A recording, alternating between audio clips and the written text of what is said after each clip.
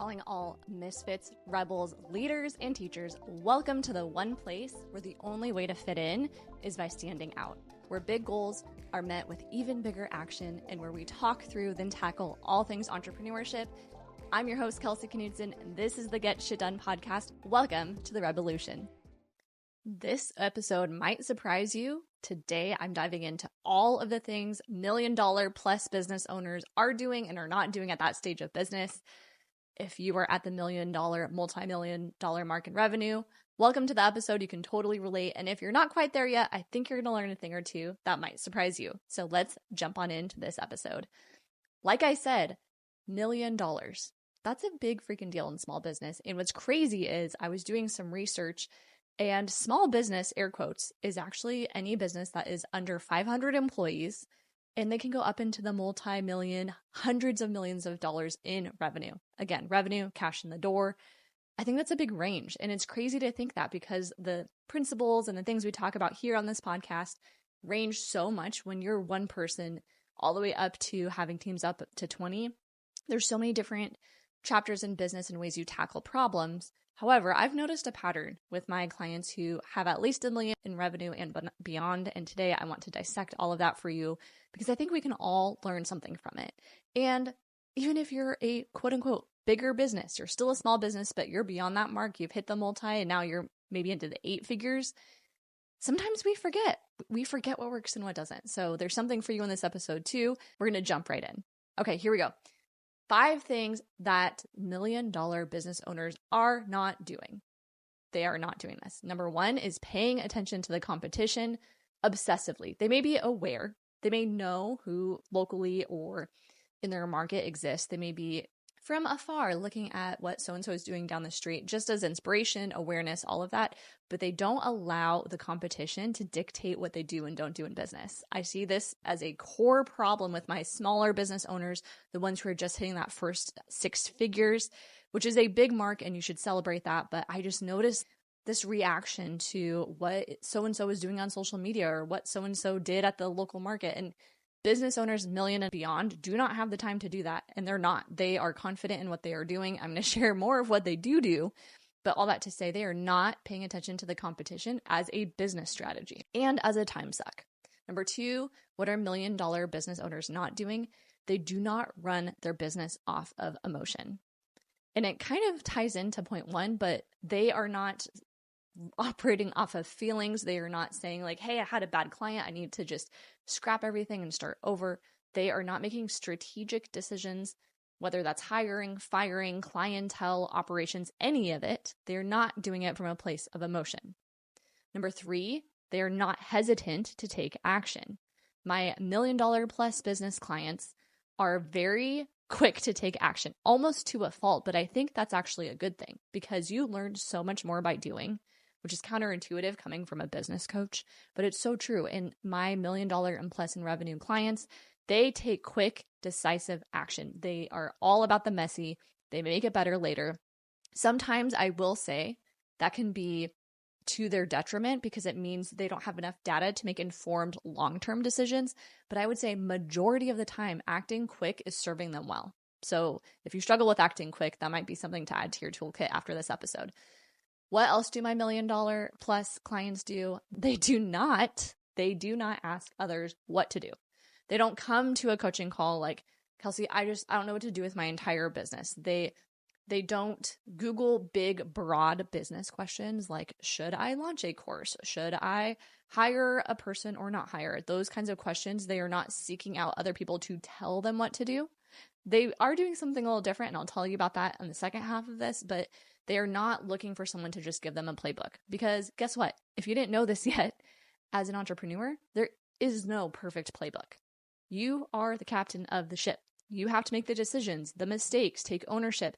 And no one is going to just give you a formula of here's the rubric, here's the assignments you have to do, and here's how you get an A. That is not what entrepreneurship is.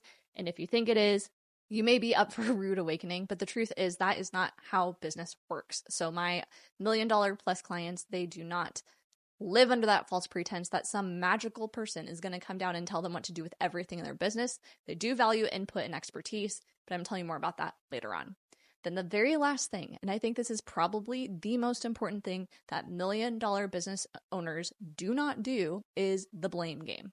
They are not blaming the algorithm. They are not blaming the economy.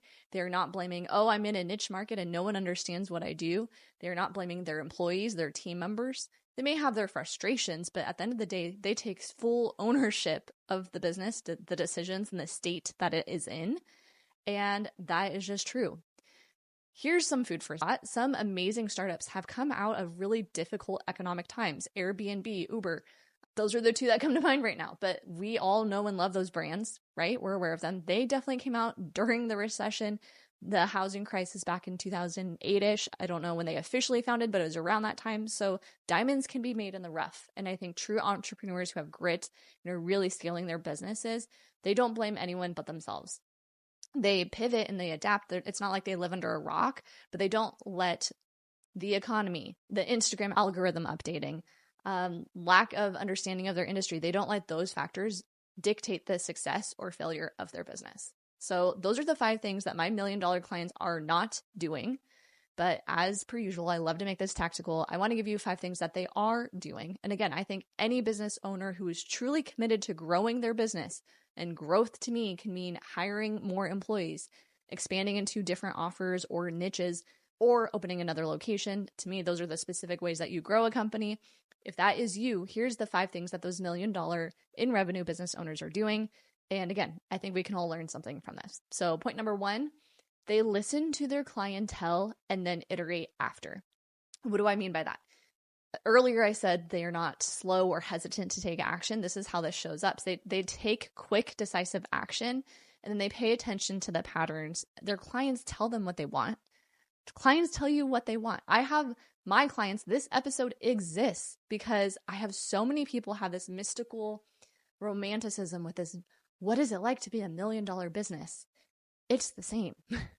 It may be just bigger problems and add a couple zeros to it, but it's really the same. And I think the biggest difference between my 6 and 7 figure clients and 5 to 6 is just taking this level of ownership and really stepping into leadership. That's, if I were to break it down into one core difference, that's the difference. So all of us would benefit from this idea of put stuff out there, pay attention to the patterns. Your people will tell you what they want. And if they're not your ideal people, we can dive into that in another episode. But all that to say, if you're working with your dream people and they're giving you feedback, suggestions, ideas, criticism, listen to it and let that be how you choose to improve your processes. So my $1 million clients, they definitely listen to clientele and they iterate and make improvements as they go. And I think that serves them well because then they're actually really closing the gap between what they're providing and what their clients want. And the closer we can align the services that we have to the ideal people that we are trying to attract, the more happy they're going to be, the more fulfilled we're going to be, and everybody wins. Number 2 thing that $1 million business owners do, they run their business off of facts. And I will say this all day long. That's where KPIs are so helpful because they give you tons of data. The $1 million plus, typically they have employees. I don't know that I've ever worked with a $1 million company that does not have at least a handful of W-2 employees. I'm thinking, no, they all have employees. So now they're stepping into more of a leadership role with their business. They track data. If anything, we're adding more KPIs. We're adding KPIs for the team members. We're adding KPIs for specific departments.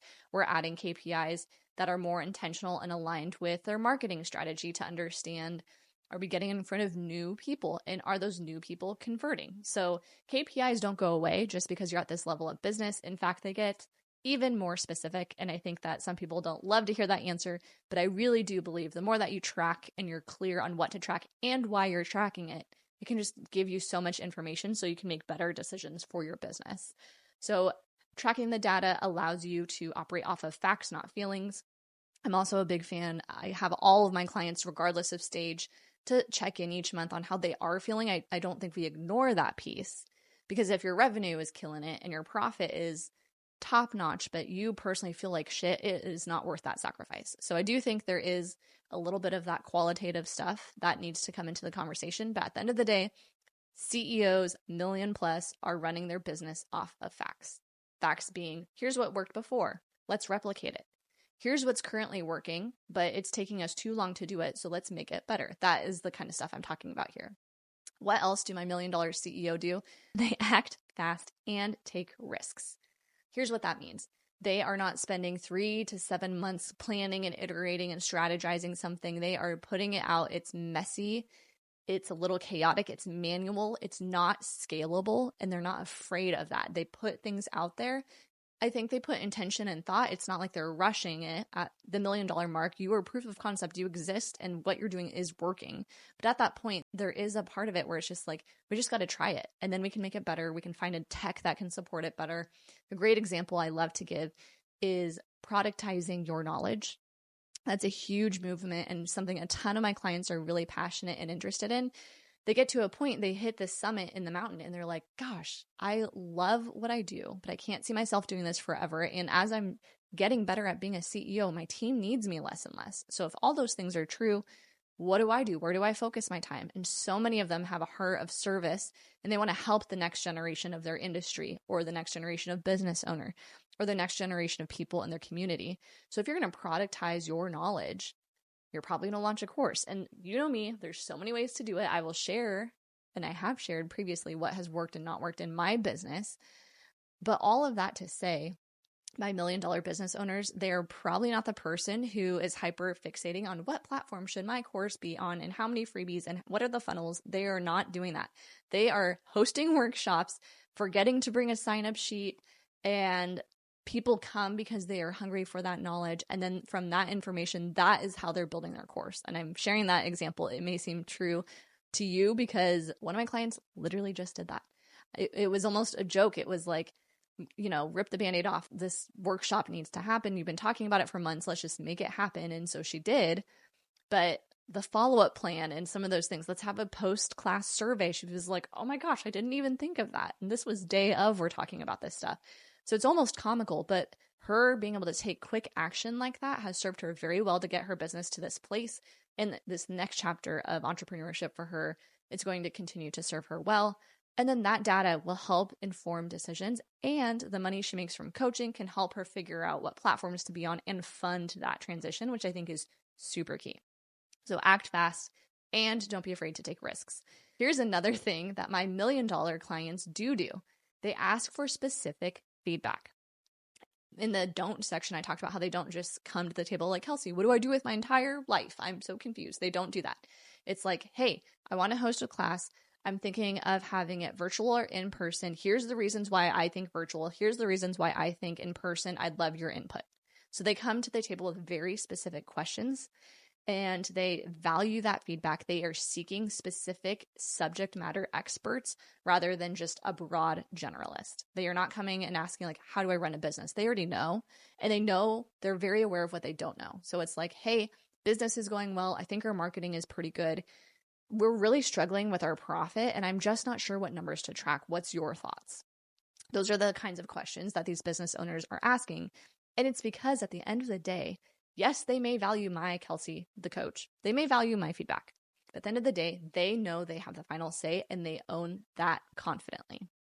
And the last thing that those $1 million business owners do, they take responsibility always. If the business is struggling and maybe costs have gone up and up and up and up, and they had someone else managing the purchasing of the business, they take ownership of that F up. Even if they hired the person, even if the employee is the one who quote unquote technically did it, they are the ones that take full ownership because they're the ones that put that person in that role. Radical accountability is crucial in entrepreneurship. And I'm learning for myself, it is crucial to be my client. If you can't own your shit, I'm going to have a hard time coaching you. I've learned this the hard way, and it's not something that is taught all the time, but I think it is a differentiator in successful business owners. It's celebrating the wins really big and really giving that shared celebration to the team and acknowledging like, I would not have been able to do X without my team members, right? And then when things go wrong, it's you being the first person to take ownership and say like, hey, we messed up. That's on me. And I think those two things are missed, but I just noticed this pattern with the successful 7-figure plus entrepreneurs I work with. They take that radical responsibility always. So you may be like listening to this and you're like, oh my gosh, so I've learned what not to do. I've learned some things I'm going to start implementing tomorrow. Now I'm wondering, what do they even have a coach for? And I think this is a really interesting topic. As I'm having conversations with different potential clients, this comes up all the time. So I'm going to unveil, what do the $1 million clients that hire me, Kelsey, to coach, what are we working on? What is like a typical day in the life? Here's a breakdown of what we cover.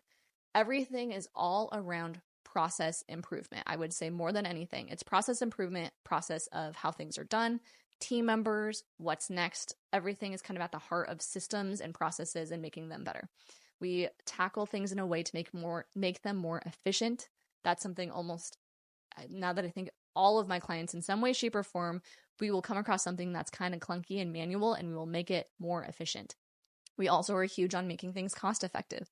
I just had a call before recording this, and we were talking about, honestly, a business credit card as a way to be more cost effective in her purchasing. She takes these bulk purchases and chunks them into bite-sized pieces because the cash flow isn't in the business.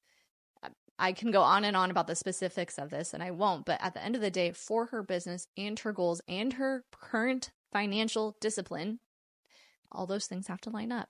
I actually think for her, a credit card would make sense because it will give her purchasing power, and it's actually going to save her money in the long run. There are other reasons why I think that this would be a great solution for her as a coach. Again, I'm not a financial person. I'm not an accountant by any means, but for her, that makes sense. So how can we make things like that more cost effective? We also work on elevating the experience. How do we make it more high end?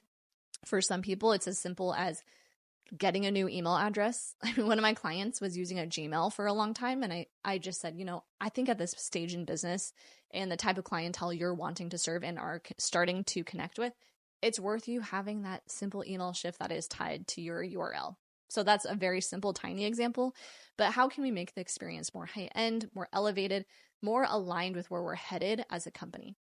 Then another thing that we tackle in working together with these $1 million businesses as well is really realigning the brand's mission and vision. I find, I was just having this conversation. This is kind of crazy, but I find so many business owners, they create that initial mission, vision, value proposition, why statement, etc.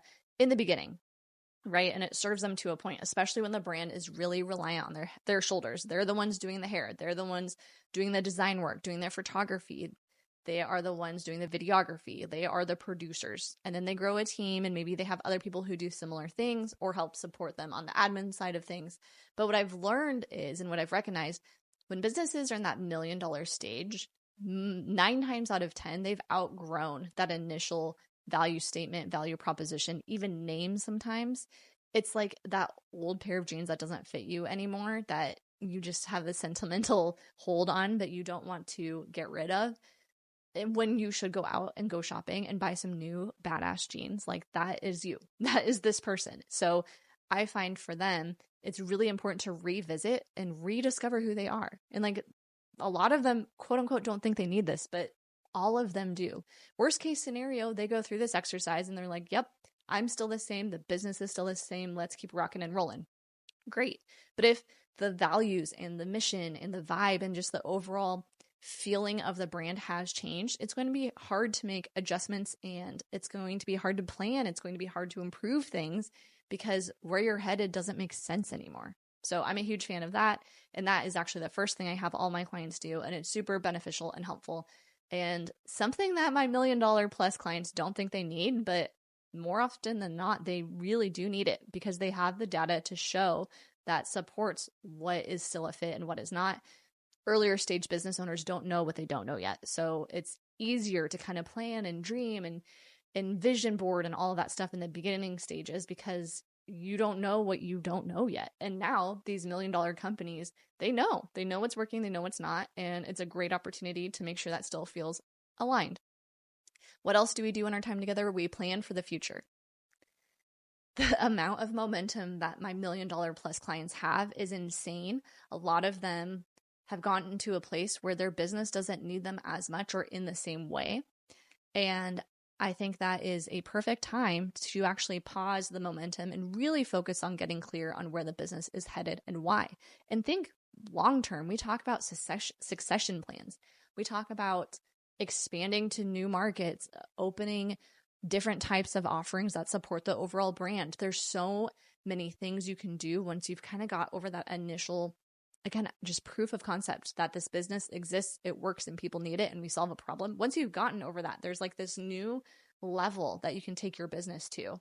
And oftentimes, business owners don't have the quote unquote time, which I would reframe and say they are not prioritizing. And that's where I come into the picture.